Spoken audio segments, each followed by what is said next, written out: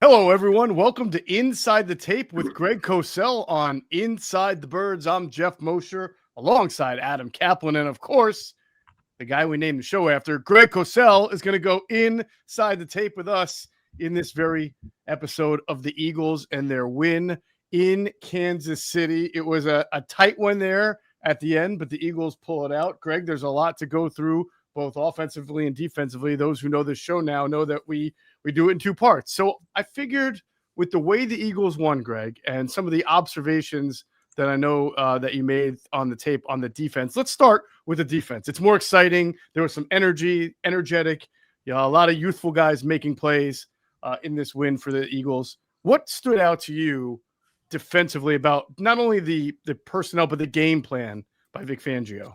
Yeah, I think the key thing that became noticeable pretty quickly, guys, was, they played this team. I mean, it seemed like they played them a long time ago, but in terms of, the fact that they played them just, 3 games ago. So, which, again, it was back in February, but, 3 games ago. The Eagles, and I guess I wasn't surprised. It's Vic Fangio. It's not its first rodeo.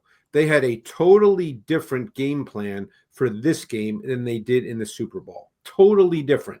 You wouldn't have thought it was the same coordinator. This game featured pressure. They had pressure concepts with significant snaps of 5-man rushes. They played far more man coverage. Cover one was a strong foundation. I didn't check back, but you could probably count on one hand the number of snaps they played cover one in the Super Bowl. So this was a totally different game plan. And, for someone like me who loves watching tape, I loved it. And the play that got me excited, and I called all the guys in from the matchup show and said, hey, look at this, was the Makuba Smith, Za'Darius Smith, the split sack, that was, which Mahomes did not recognize at all with Makuba. To me, that was just very representative of what we saw in the game. I believe Andrew Makuba was quoted after the game saying that he did not have an entire sack his college career. Ah, is that right? He's a really good football player, by the way. Greg, I want to stay on him. And you told us when the Eagles made the trade for Gardner Johnson in 2022. I mean, you're a big fan. Gardner Johnson backed it up with his play 2 separate occasions with the Eagles. Right. So they replaced Makuba. He replaces Makuba rather. We don't need to compare players, but and Sirianni's talked about it, and Fangio's talked about it. He has a nose for the football, and I know that's kind of a cliche. But what did you really like about Makuba? Going really back to Clemson and through. Yeah, no, I watched Makuba for a couple of years, and I didn't watch his freshman tape at Clemson, okay, but he really burst onto the college scene, as many of you might recall. Rarely do I use the word instincts because I think you have to define what that means. It's an easy word to throw out, but what I know we've talked about this before. Makuba just sees things fast. And in some ways, he's like a quarterback that sees things. Some guys do, some guys don't. That's hard to teach. And I think he just sees it fast. And because of that, he's constantly playing with a quick trigger. I mean, you see that. He made a great play in the run game, also combining a tackle with Za'Darius Smith, if you recall that play. Yeah. But he just sees things fast, and therefore he reacts. And he has a great understanding, innate, because obviously guys get coached all through, their careers when they start playing. But at some point, you just have to see it and react the right way. And he just reacts the right way. And, the biggest issue with him will be staying healthy because he gained some weight, but you can see by his body frame, he's just not a big man. Right. He's never going to be 220 pounds and look like a big man, but he's a really good football player. Greg, sticking on that secondary look, I mean, the Eagles played, according to your notes, 45 snaps of the 57 snaps were either nickel or dime. So that's heavily nickel and dime. Yep. But the Chiefs played a lot of 12 personnel, even some 13. So how often do you see teams counter 12 personnel with that much nickel? It depends on the opponent. No one's really worried about the Chiefs' run game. I mean, I'm just being honest. Yeah. And that's been a problem for the Chiefs over these last couple of years when they haven't had the same kind of offense they had, 3, 4, 5 years ago, is they don't really have a stabilizing run game. A lot of teams, if they're struggling offensively, they hand the ball off, they get back on track, they get back into, hey, it's 2nd and 3, that kind of offense where then your playbook opens up and you can kind of, and you know what a run game does. I mean, it wears down a defense. It's the manhood element of football. Yeah, I think people in Philadelphia kind of know what that's like when you're exactly so great and you give it to your running back. Yeah. Yeah. So they don't really have that. So I'm sure that in the game planning, Vic Fangio and staff were not thinking, oh my God, we're just going to really get hurt by the run game if we play nickel. And they're not going to get hurt by it. And plus DeJean is a very physical player. We've seen Makuba play downhill with tenacity because he plays in the nickel. He did not play again in the base. They stayed with that sort of coverage delineation where if it was true base, DeJean was outside and Sidney Brown was the safety. And if it was nickel, DeJean came inside into the slot and Makuba played safety. So that's seemingly what they're going to do. Whether that changes over the course, it's 2 games. You don't know. That could theoretically change. But it's probably smart because, you don't want to wear Makuba out. I mean, again, the body type is such that, maybe it's better to do this. We'll just see how it goes. But I mean, Bond and Campbell literally play every snap. And, if I, me, I'm not sarcastic, and I don't mean this in a sarcastic way, but it's not likely that Nakobe Dean's getting his job back. Campbell is a really good player right now, and he's just a superior. I mean, even plays he doesn't make, you just see the twitch with which he moves. I mean, and you lose sight of the fact that he's 6'3", 240. Plus, they used him more in this game, rushing the quarterback than they did week 1, and he can do that. Now Dean can do that too. That's what he was very good at Georgia. But there's a big difference just in size and twitch. Sure. Greg, one more thing on the secondary, because people wanted to know, Adoree Jackson, was it better this time around for him? They didn't really go after him. I mean, they don't have that kind of passing. I'm being honest. Yep. The one thing that was evident, though, is Mitchell was the field corner and Jackson was the boundary corner every snap. So Mitchell did not play side, one side, as he did all of last year, where he was the right corner and Slay was the left corner. This year, Mitchell is the field corner and Jackson is the boundary corner. Why do they do that, Greg? Is that because you take your lesser corner and give him the sideline help and you give your better corner of the field? It's a great question. I bet there's different philosophies about that. Very often teams like to put their best corner to the boundary. I mean, that's what I thought. Yeah. So I've had that conversation at the combine with both defensive coaches and wide receiver coaches. I'm just being honest. I don't have a brilliant answer for that, Geoff, because I don't know what Vic Fangio's philosophy is. And again, it could have been just this game too. I was just going to say, could be. There's not one receiver on the Chiefs that you feel like we better stop that guy or we're in trouble. Right. Exactly. Right. So it'll be really fascinating. I'll give you an example. I already watched the Rams defense against the Titans offense. Yep. And Za'Darius Smith matched up the whole game to Devontae Adams. Right. And the reason he did that not to Nakua is because Nakua is a movement guy. So you don't know where he's going to line up, whereas Adams is not a movement guy in their offense. So Snead matched up to to Adams on almost every snap. Now, will the Eagles feel like, hey, we want Mitchell on Adams?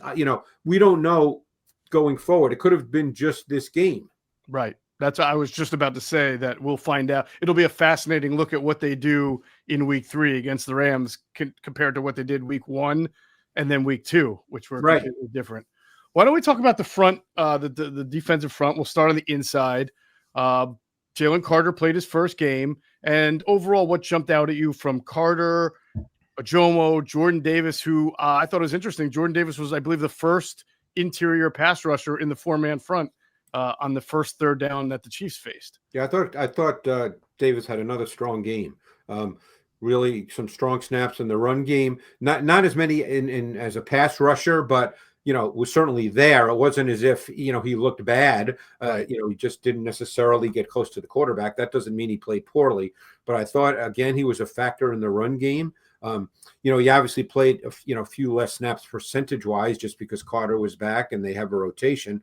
But I thought he played really well. I'm trying to think who else, stood out. I thought that Ajomo played significantly better this week. He had some strong 2 or 3 individual plays that I remember where he had strong power inside rushes. And Carter's just Carter because he dictates how teams play.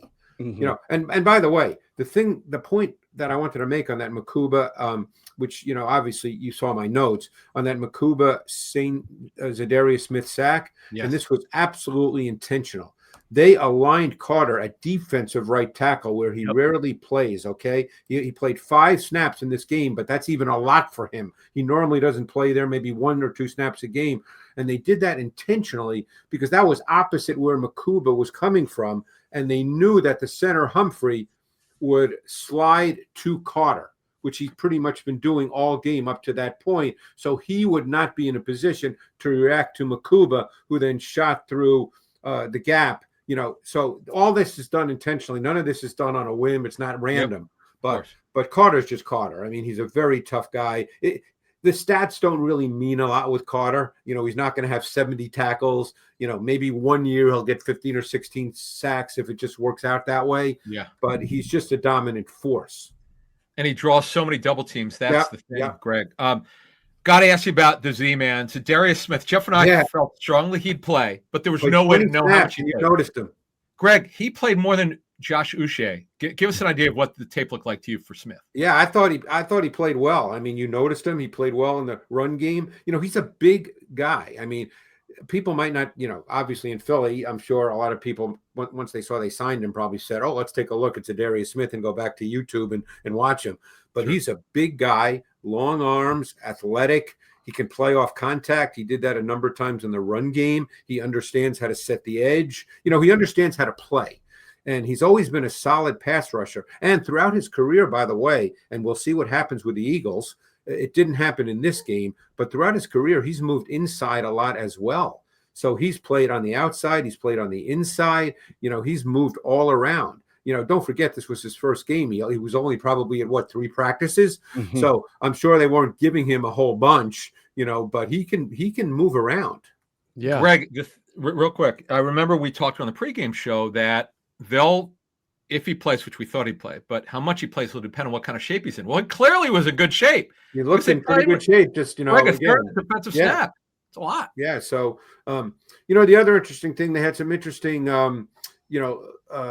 alignment on the defensive front because they wanted to spy Mahomes at times. So there were a couple of times where Hunt and Smith lined up on the same side and they used Hunt as a spy. And, you're always adding things to play to your opponent. You have your staples, and some teams you can play your staples, and your staples are good enough, because you're good. But other teams, you have to do specific things that you game plan in that week of practice because of the nature of your opponent. Did you notice the spying happening later in second half after Mahomes had beat them, or was that? Yeah, I did. So that was an adjustment. Absolutely. Yeah, he had those scrambles. What did I tell you guys last week too? I said it seems like the Chiefs offense has become Mahomes scrambles. Mm-hmm. And that showed up in this game pretty quickly. Yeah. Yeah. And I feel like Vic, even though he made the adjustment, would probably trade some of those scrambles. I mean, he's happy to have them as opposed to trying to do something differently and getting beat over the top. Right. Giving up a bigger play. And sometimes great players make great plays, and you move on to the next play. I mean, that's the way it kind of works. Yeah. We talk about the Matthew stat. He threw a no-look pass. I didn't realize it until I was watching it on tape. He did one of those, looking that way and fired it. I think it was to Kelsey while he was getting rushed. And it's just one of those unbelievable what he does traits that Mahomes has. Yeah. Yeah. And then they're going to see just like that. They'll see it more on Sunday with Stafford. Well, the linebackers, Greg, the stack linebackers, as we move away from the edge and the line, they were they had a big role against the Cowboys because there were a couple plays in coverage that came up really big in that game. It feels like this game plan or responsibilities were a little bit different based on how Kansas City maneuvered. No question. So you didn't see Bond make as many tackles, but that doesn't mean guys play poorly. And see, that's where. And I'm just being honest, that's where it's hard for me to answer because, as far as we know, Bond could have done exactly what he was asked to do, and Right. and that does, and just because he doesn't have 12 tackles doesn't mean he didn't play a good game. You know, we don't. That's the stuff you'd have to be in their meetings to know that. But certainly, Bourne or Campbell didn't get beaten anyway, where you went, "Oh my God, look what just happened." You Right. know, but they just didn't make a ton of tackles. Right, but they almost were asked to play more on the line, both of them, at different times than they were against the Cowboys. Well, they put Campbell on the line. Bourne, it'll be interesting to see how that plays out going forward, because mostly we've seen Bourne, going back to last year, move onto the line. Now Campbell is the guy who's they're putting on the line of scrimmage. Both can do it. Right. Greg, one thing. I'm just going to add this. One guy I thought played better, and I'm interested to see what you thought, because I thought Jalen Hunt was very quiet week one. What do you think of him this week? Well, it's funny. I think I made a note that on the second play of the game, he showed some knockback power in the run game right away versus left tackle Simmons. I'm sure they've worked on that with him, because that's not, he didn't grow up doing that, Adam, as you know. Yeah. He wasn't that kind of player. He was a safety to start his career. Yeah. Yeah. But I mean, that's that second play of the game, which was a run play. I mean, he just knocked back Simmons. You could see Simmons' head snap right back. So, I think, as you've talked about, which I think is 100% true, and you've made the point, Adam, he's not quite ready to be a pass rusher where you just line him up and go get the quarterback. I'm sure that's one reason they brought Za'Darius Smith in. That's one reason Uche is going to still get snaps in pass. I would think that Hunt will be able to do that. It's just going to take a little more time. It's a process. It's an evolution over time. Sure. So last thing before we get to break down some of the clips, you've talked about some of these already, so it's good. I like when we're on the same page, Greg, when you sort of isolate some plays, and I've already, because people don't know, we don't like collaborate. No, we don't really plan this. We just kind of talk ball. I sit at my computer with my own, NFL Pro tape, and I'm like, what do I think Greg really wants to highlight? And good enough, we got some, so that's good. But I did want to ask you this, because we talked in the pregame show about the fact that the Chiefs have tried to address their left side of the line issues. I mean, they drafted the kid in the first round. You saw his athleticism when he chased down Makuba to make the tackle, Josh Simmons. And Su'Amalatea at left guard, he's starting. He's clearly a better athlete and stronger than the guy they were playing there. Caliendo, right? Yeah, Frank Caliendo. He's better than Frank Caliendo. I knew that was coming. How did so Kingsley is not actually impersonating. By the way, go ahead. He's not actually impersonating a left guard. He actually is one right now, Su'Amalatea. Although my guess is Chiefs fans might have thought in the Super Bowl he was impersonating a left guard. Probably, man. I'm sorry. I hate to talk like that. It just kind of came out. For this, people say Greg doesn't have a sense of humor. You just saw it, breaking news. But I still felt that Mahomes, even though there were good pressures, I felt Mahomes played as if he didn't trust his protection. I felt that there were some throws that were wide or high or at the ankles that he normally might make in other years, but he just looked like his own clock was a little bit sped up. And I think you could probably say that going back the last couple of years. Yeah. Now, I'm not a quarterback. I've never been in that situation. I've never taken shots or gotten hit on the blind side, so I'm not going to sit here and say that's good or bad, because I couldn't speak to that. Right. I think, though, that coaches would probably say that at some point we got to work through that, because otherwise you don't have a pass game, which they really haven't had, a consistent one. Mahomes is always capable of making special plays. I mean, look what happened in this game. All of a sudden, after a game in which their pass game really gained no yards either, he hits Thornton for the long touchdown, although he missed him earlier in the drive, which you never see Mahomes miss like that when Thornton was wide open. Which I thought was a mistake by the coverage. We don't need to get into what I thought, because I could be right, could be wrong. But, and I thought Mahomes has missed some throws more than we've seen over the last year or so. But again, I'm not going to sit here, because I've never been back there, having to worry about that. Hey, I only have 3 seconds or I'm going to get the crap beat out of me. So I'm not going to say that Mahomes is right or wrong. But they've got to figure that out, because otherwise they're not going to have a consistent pass game. Hey, you know that one guy in the group chat who hit a 5-leg parlay week 1 and he wouldn't shut up about it for the rest of the season? Sounds like Caplan, right? Yeah, it could be him. It could be you, and we would all want to be you.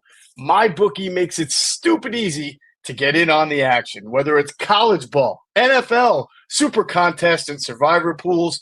all the spreads, player props, and in-game lines that you could want all under one roof. What more could you want than that? If you're new to my bookie, use our code, THEBIRDS, THEBIRDS, the birds. Use the code, and any bet you choose up to $500 is fully covered. Make your play, and if it doesn't hit, you get it right back when you opt in using your bet back bonus token. There is no better time to jump in right now. No better place to play.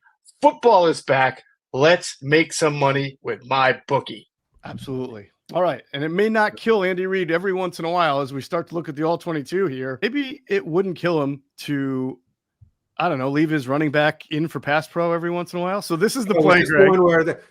This was the one where they shifted into a bare front so they'd eat up the 2 guards and the center, and there'd be nobody to block Zach Bond hitting the A-gap. Explain the bare front. I know what bare is. Having to see it. This is exactly. Isn't this the play, Geoff? This is the play. Yep. Greg, explain a bare front, please. So a bare front means that you're taking your your most interior defensive tackle, and you basically line him up either right over the center or just shading the center, and then you take the two tackles, I guess you'd call them, outside of him, and they pretty much are lined up over the 2 guards. So the guards in the center have to block those 3 guys. Right. So now if your back is going to free release and you shoot a guy into the A gap from the second level, there's no one to block him because the center and the 2 guards at him are eaten up by the 3 defensive linemen. Right. I remember they shifted to this. And as soon as they shifted to this, Geoff, I said to myself, Bond's coming. I've just seen it too many times. Mm-hmm. And there's the 5 guys on the line now with I think that was Campbell that came up to the line like you said. Right. So in a sense also, Adam, you have what they call, it's 5 is bare, right? 5-0 protection. That's what every team calls it. 5-0 pass protection, where your 5 offensive linemen are responsible for the 5, in a sense, defensive linemen. Let's count Campbell in this front as a defensive lineman on the edge. So if the back releases, which he did, there's no one to block Zach Bond. Right. And part of this is the knowledge Vic has that most people who study Andy Reid is that this running back, because Andy Reid wants 5 outlets, is not going to stay in to protect. So that's going to allow him to send more rushers than they have blocker. This is the classic case, guys. Yeah. You hear we've all heard for years and years and years, fans have heard it when you hear people say they attacked the protection and broke down the protection. It's a great example of that. They can't block Zach Bond in this protection with the back. That's Pacheco free releasing. You can't block Zach Bond. Right, because the tight end doesn't stay in either. So it really gives you 5 on 6 on 5. 5 on 5, but you got 3 guys blocking 2 on the left side because of the protection scheme. And sometimes teams do this kind of stuff and they'll drop out defense, the edge guys, but you can't change your protection in the middle of the play. So it still works. Right. And just so we get a little different viewpoint on it here. Yeah, see see the shift? You see There's Campbell kind of call the shift? Right. You see? Yep. As soon as I saw that, I said Bond's coming. Right. And look, you got 3 guys blocking 2. Trey Smith kind of recognized it late, late. But it's not Bond's not his responsibility. Right. He just, tried to at least give him a shove, but he couldn't. Right. And honestly, so when you get a quick slant that's open, that should be pitch and catch, and it becomes an incompletion. And I believe that was 3rd down, was it not? It was 2nd and 11. 2nd and 11. Okay. Yeah. But I mean, that should be, that's pitch and catch, but because of the pressure, it was incomplete. Greg, one thing I thought watching it is that Fangio knew without Rashee Rice, but without Worthy, you're taking away 2 of his top 4 pass targets.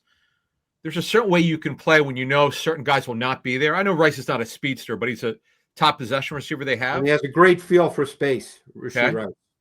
And then you've got Worthy, who I know how much they thought and we'll see what happens because he could come back in the next couple of weeks, but they thought he had a really good offseason, who could absolutely fly. He had Tyquan Thornton, who could run. He could run, no doubt. But Thornton can run, by the way. He could run. I mean, obviously, but he's not the strongest guy in the world. He didn't do anything with New England. That's why they cut him. So I think and you have an agent Kelsey, to be honest. Felt like Vic felt he could do some things. He didn't have to worry about a lot of great pass targets in this game. Yeah. I mean, I just go like the Super Bowl. I think Vic felt that there were certain areas he could exploit, and he exploited them. I mean, it's as simple as that. I mean, when I say it's as simple as that, that's the starting point. I don't mean it's simple. Anybody can do it. Right. But I mean, I think that's the starting point, and you work from there. All right. So that was one example of what we call a free rusher. And here's another, the play you referenced, the Andrew. Is this the blitz? Sack. This is the sack, the blitz by Makuba and the sack. Yeah. And I believe this was dime. This was not nickel. I believe this was dime because Sidney Brown, I believe, is playing on the back end. He is. Because they're in two shell. Yeah. Because Makuba is in an overhang position to the trip side, the passing strength. And see, this is where JalenCarter is lined up at right defensive tackle, as opposed to the left where he normally lines up. Right. That's big. So what you're going to get here is you're going to get Makuba blitzing, and because the center Creed Humphrey is a very good center. See, before you run it, Geoff, let's just walk through it. Or actually, we'll go to the end zone. I was going to say the other angle will be good. So we'll give him this to show. Free rusher. And Brady during the telecast was actually surprised that Mahomes did not see this and recognize it. Yeah. So I'm not saying anything that, So obviously, what you're going to see here is there's Carter to the right at defensive right tackle. Right. So now the way the protection is mapped out, you're going to have the 5 defensive linemen are going to be responsible for the 4 down and probably Bond here because Campbell's not in the box on this play. Right. So that's what's going to happen. So what you have is the right guard's responsible for Jordan Davis, the right tackle's responsible for Nolan Smith, and with Humphrey sliding to our right, the left of the offense to help with Carter, that means there's no one, unless the back is going to get involved and cross the formation, there's no one to block Makuba. Right. And I'm just telling you what Brady said. He's a lot smarter than I am when it comes to quarterback play. At least you admit it. No, I'm just kidding. He said that Patrick's got to recognize this. I mean, Makuba does kind of tip the hand. I mean, you see him coming. Yeah. But he's trying not to. He's trying to show that he's involved in coverage too. Moving, yeah, true. But you got to be aware of him. Maybe it should have tipped him off, and this might be extra cerebral, that JalenCarter is lined up over left guard instead of right guard. Right, because that's where the double team, as you mentioned, is going to go.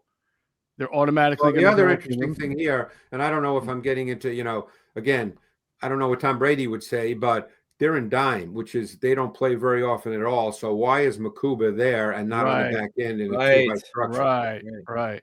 And there you go. So he's not there for his health. He's not there because he just feels like standing on that piece of grass. Right. So you got one-on-ones, Greg, as you set up all on the outside here and on the inside here, where it's Jordan Davis and not Carter. The double. And I actually think Jordan Davis almost screws up. I think Jordan Davis should have gone a little more inside on his instead of attacking. Yeah. Well, look at how Makuba of Trey Smith. I think he should have attacked half a man to the inside, but that's just me. Because he almost screwed up Makuba. Makuba almost tripped over his foot. Yeah.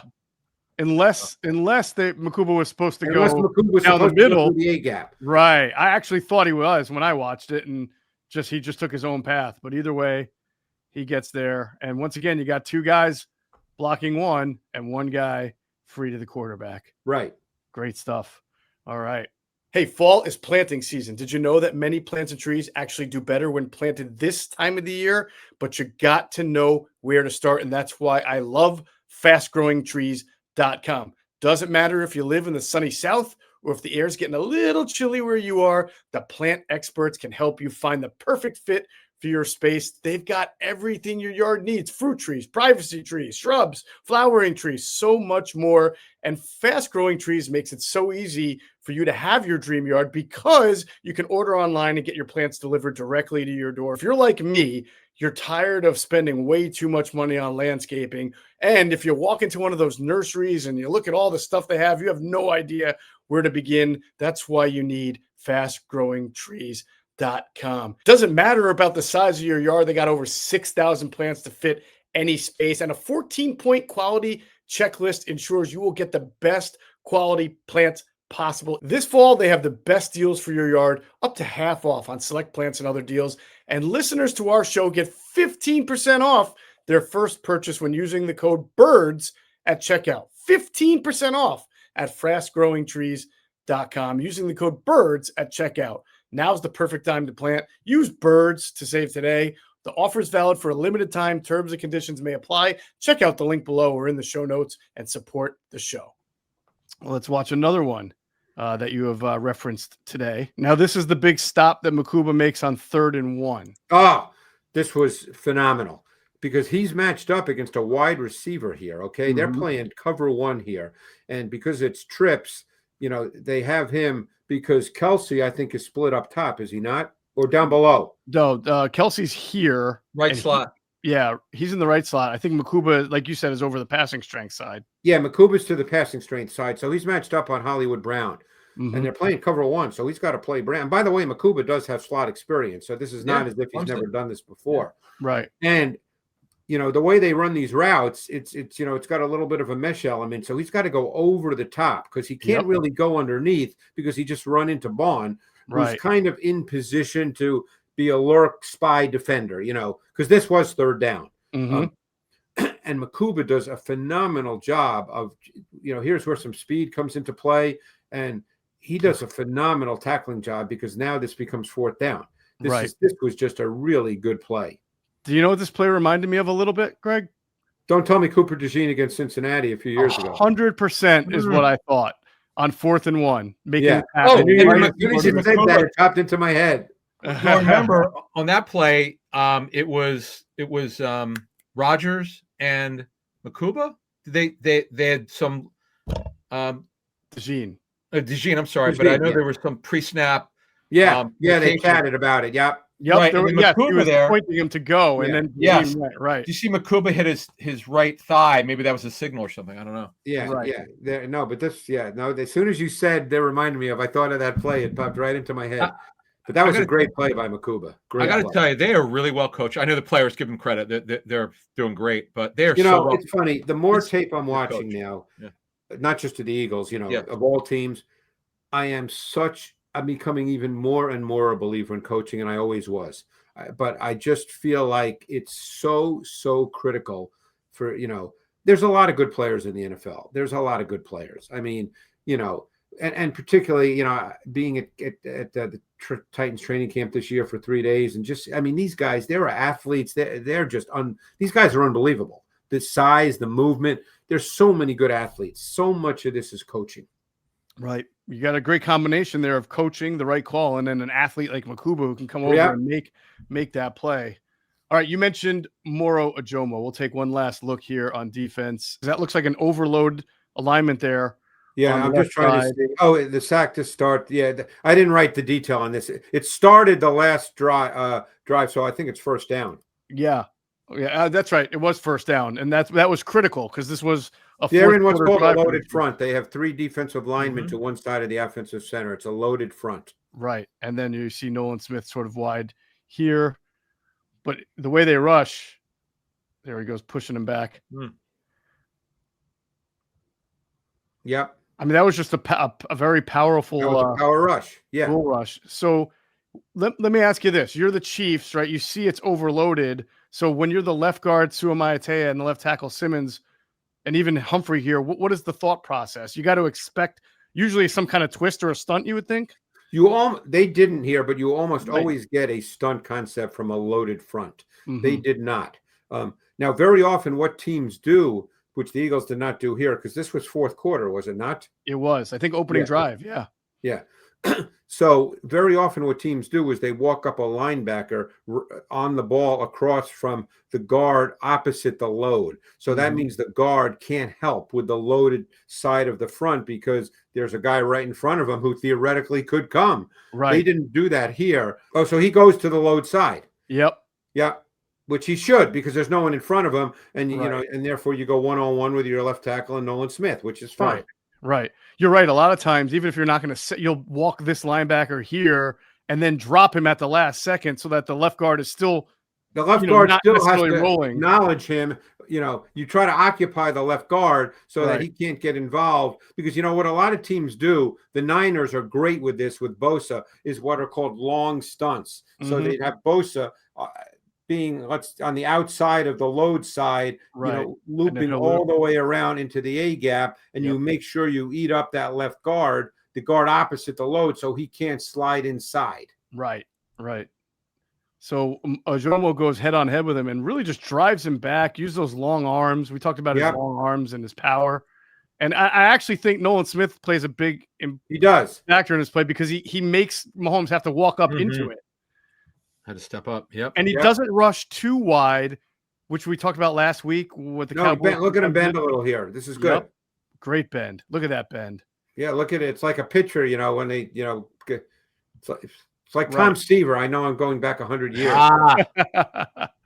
But think about it. If he doesn't bend if he has to come up north instead of east-west, then Mahomes probably has an alleyway to run as Ojomo gets the pressure. And he thought he'd have an alleyway right there anyway. But Ojomo just shoved Sua Matea right back and closed down the alley. Yeah. Sports are all about competition. Every snap, every possession, every clutch moment matters. That same energy is what 1v1 Me brings to video games. Every single day, you can watch and stake on matchups in Madden, NBA 2K, FC, and Call of Duty Search and Destroy. All the games are streamed live. Every match has refs, and payouts are instant. And these aren't just random online lobbies. These are the best players in the scene, pros, streamers, and rivals. With season playoffs and the championship game on the line, every game matters. Over $100 million has already been paid out on the app, and the community is growing fast. If you're a sports fan, a gamer, or just someone who loves having a little extra on the line, 1v1 Me is where you need to be. It's not just about winning, it's about the bragging rights too. Every match has a chat going crazy, and you can back your picks in real time. Download today and use code BIRDS. Your first stake on the app is risk-free. That's code BIRDS for a risk-free first stake. That was good. Their defense played really, really well. Really well. Absolutely. I thought that was good. Those clips showed sort of not just the individual talent of Ojomo or Makuba or Nolan Smith, but how Vic is using these guys and their athleticism to cause confusion for the opponents. So that's and good just stuff. a totally different game plan and approach was just, look, Vic's been doing this forever. It was just great. I thought as I'm watching it, that was one of the first things I noticed. It was just different. Yeah. All right. Go ahead. I'm sorry. Real quick, Greg, just to preview when we talk about Stafford for a pregame show. Stafford looked pretty good the first two games? Oh, yeah. All right. They do so many cool things. Now, that's the challenge. I mean, look, they played him twice last year. Yep. It's the same coaching staff. But it's always a challenge. Stafford's just really good. And McVay's really good. McVay's going to have some stuff too. Yeah, it's two really smart guys. Yeah, man, giving him Devontae Adams to go with Nakua was like candy to a baby, man. That's not fair. Yeah. All right, great stuff. That wraps up the offensive tape of the Eagles' 20-17 win over the Chiefs. In part two, I'm sorry, that's the defensive tape. Part two, we are contractually obligated to look at the offense, to have Greg break down the offensive tape, and we'll do that in part two. So for Greg Cosell and Adam Caplan, I'm Geoff Mosher. Thanks for watching Inside the Tape with Greg Cosell.